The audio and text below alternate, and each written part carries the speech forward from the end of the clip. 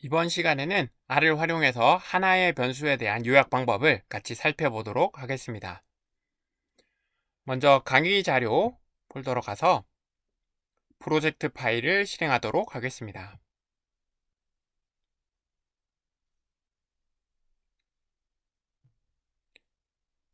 실행된 RStudio에서 오른쪽 아래 파일즈 탭에서 R스크립트라는 폴더를 클릭을 해주시고요.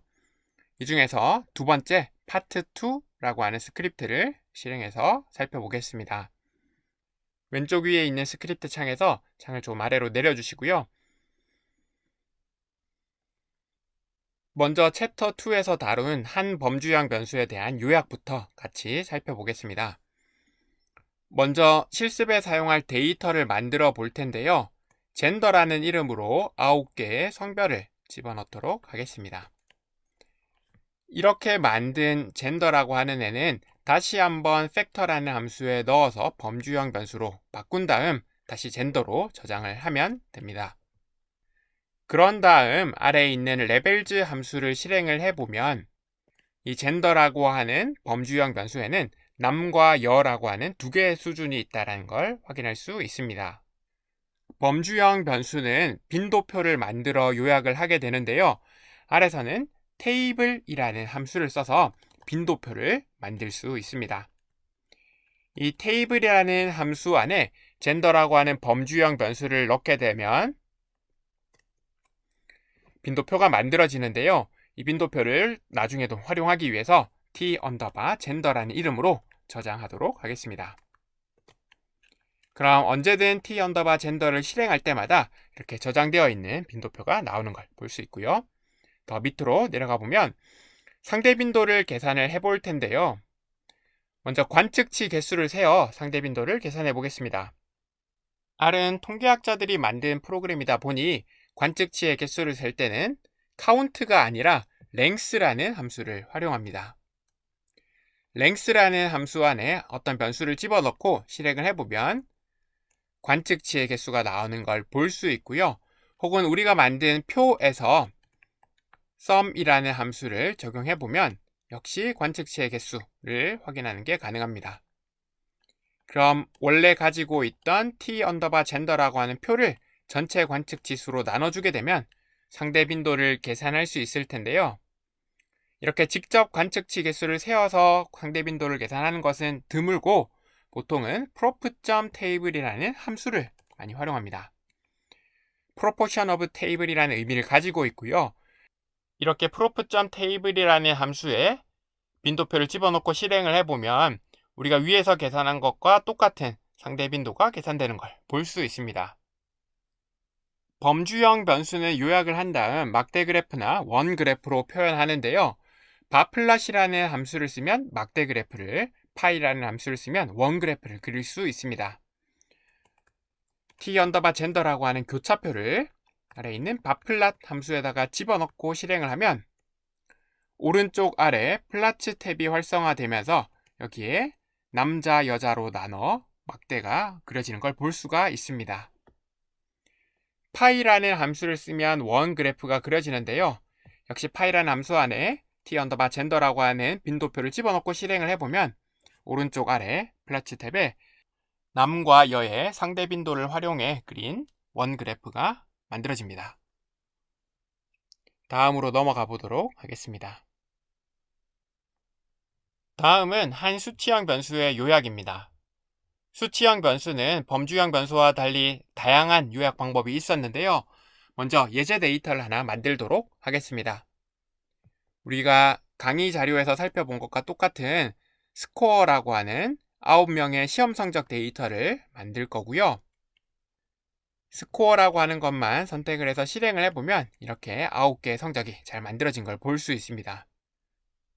수치형 변수는 기본적으로 정렬을 해볼 수 있는데요. R에서는 sort라는 함수를 써서 9개의 관측치를 오름차순으로 정렬해 볼 수 있습니다.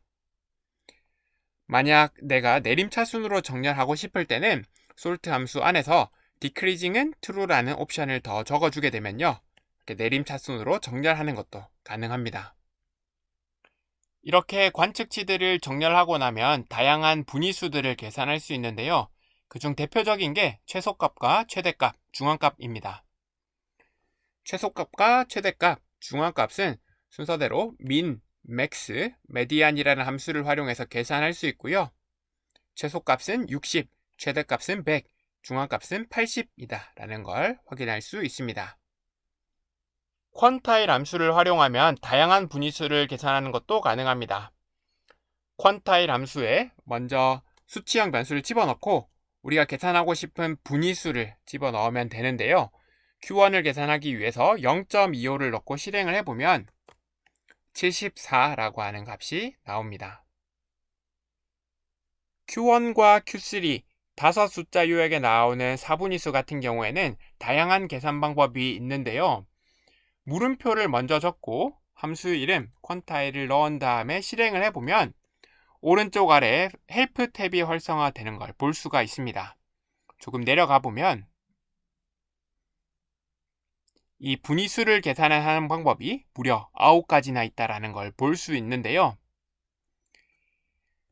타입이라는 옵션을 써서 어떤 방법을 써서 분위수를 계산할지 지정할 수 있습니다.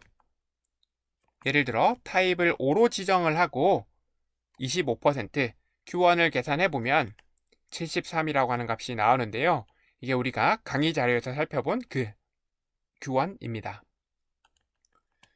다음으로 0.75를 집어넣어서 75% 혹은 Q3를 계산하는 것도 가능할 텐데요. 86.25라는 값이 계산됩니다.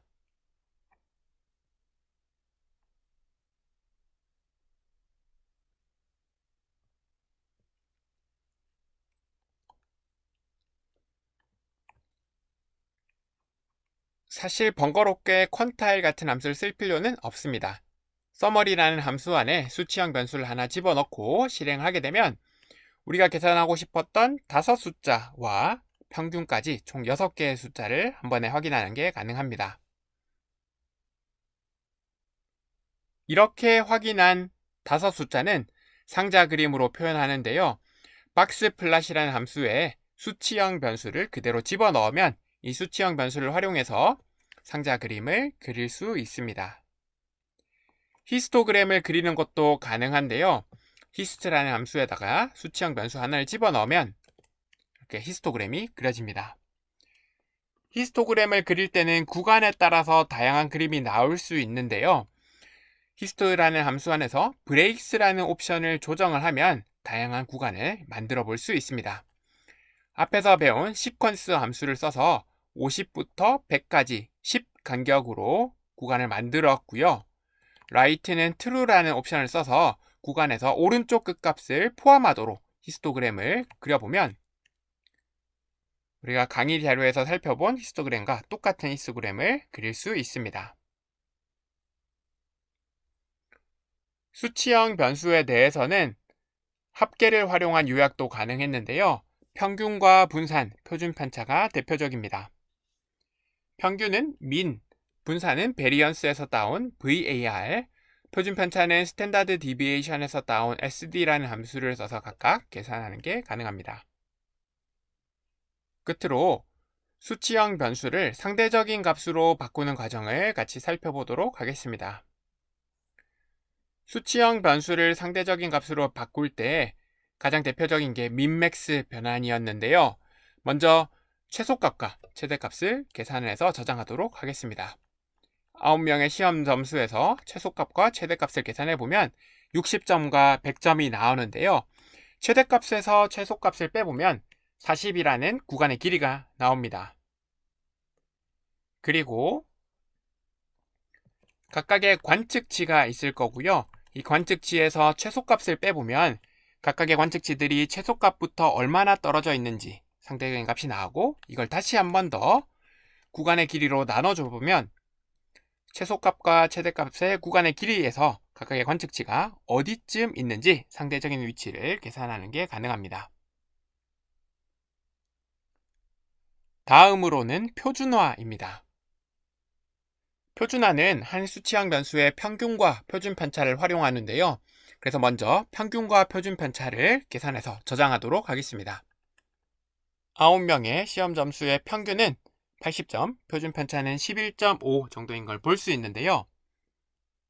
각 학생의 성적에서 먼저 평균을 빼주면 각각의 학생들이 평균보다 몇 점이나 점수가 높고 낮은지 확인할 수 있고요. 이걸 다시 표준 편차로 나눠주면 각 관측치의 표준 점수를 확인하는 게 가능합니다.